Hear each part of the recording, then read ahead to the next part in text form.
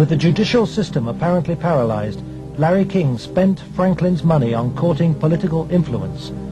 $10 million went on jewelry, flowers, and private planes. He cultivated contacts in the inner circles of Ronald Reagan's White House.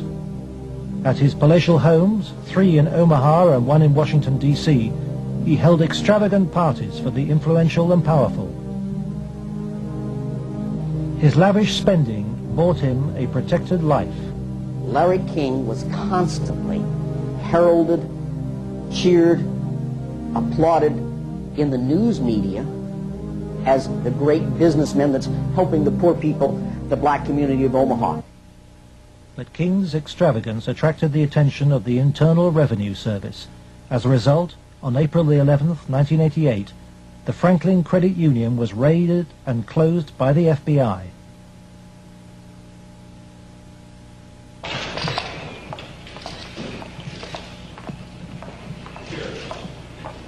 King was arrested, and the federal investigation showed he had stolen $40 million from Franklin.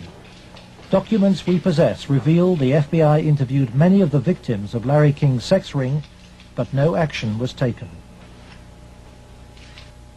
In November 1988, Nebraska's state government set up a parallel investigation into Larry King. A legislative committee was formed. Its chairman was the Republican head of Nebraska's Banking Committee, corn farmer and state senator Lawrence Schmidt. Immediately, anonymous threats began. I received a phone call on the floor of the legislature. The caller did not identify himself, but he said, "Lauren, you do not want to have an investigation of the Franklin Federal Credit Union." And I asked who I was speaking to, and they said, "That doesn't matter, but you shouldn't have that investigation." And I said, "Well, why not?" He said, "It will reach to the highest levels of the Republican Party, and we're both good Republicans." Undeterred, the committee began their investigations, and the money trail led quickly to the original allegations of child abuse. Carolyn Stitt was one of the first to testify.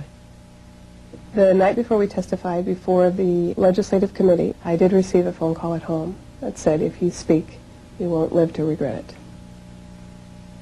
To protect the inquiry, Schmidt's committee hired special legal counsel and full-time professional investigators Gary Caradori and Karen Ormiston. I said, "We do not want you to bring to the committee rumors, innuendos, nothing that cannot be backed up with facts." I said, "Bring to the committee that which we can take to a prosecutor."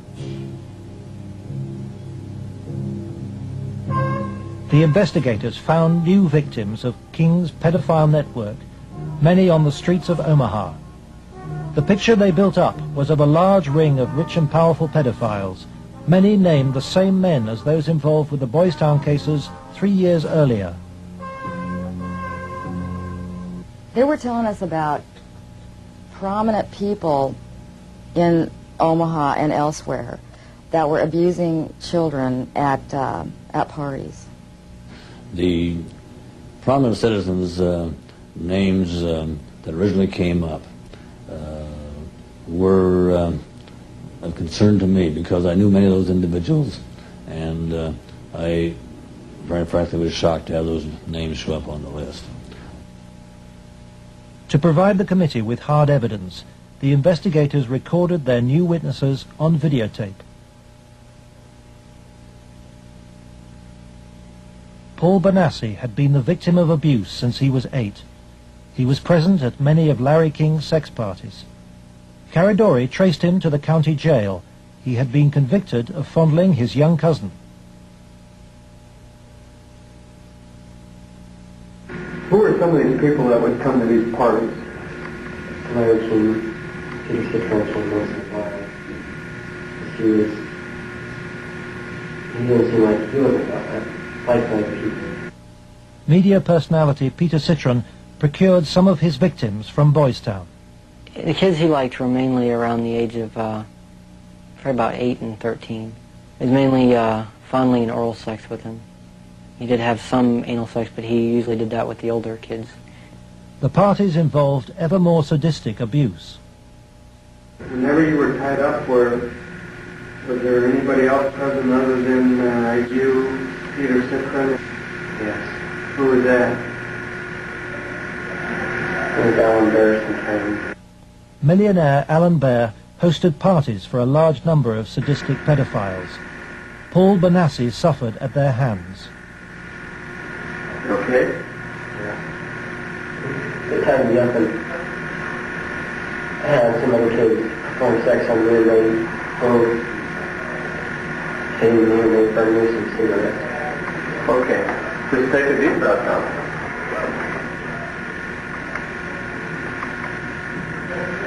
And cross the Troy Bonner.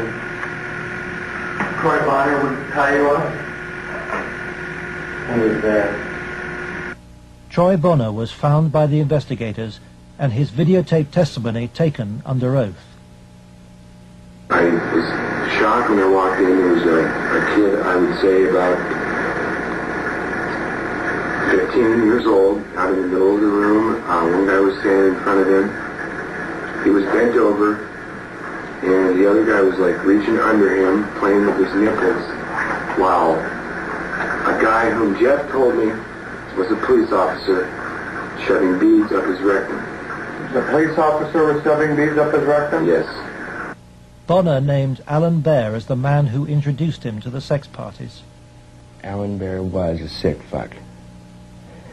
Didn't care, wanted sex, nasty, I don't even know if you can call it sex. Everything, from just, touching to fruit, squash, huge squash, that big around, stuck into you, into your ass, heat things, hot things, poked at you and stuck in you. But the center of the child sex ring was Larry King. Larry King was the same kind of sick fuck Alan Bear was, except Larry King was more violent, more sure of himself, I got those scars on my arm one night at a party where Larry King, wanted to see how strong a man we were or something, and have us push our arms together, and then you'd light cigarettes, and as soon as you get burning, you just drop them down between your arms and, let it burn. And they made us stand there naked and touch each other while holding our arms together and burn cigarettes where, it's on film someplace.